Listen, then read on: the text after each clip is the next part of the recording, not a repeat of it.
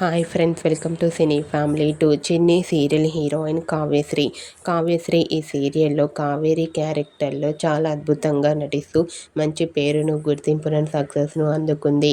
కావ్యశ్రీ కొన్ని టీవీ షోలలో కూడా పార్టిసిపేట్ చేస్తూ సందడి చేస్తూ ఉంటుంది.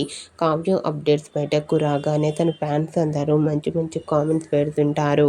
అయితే రీసెంట్గా చిన్ని సీరియల్ హీరోయిన్ కావ్యశ్రీ తన shooting and real life latest ఫొటోస్ని షేర్ చేసింది.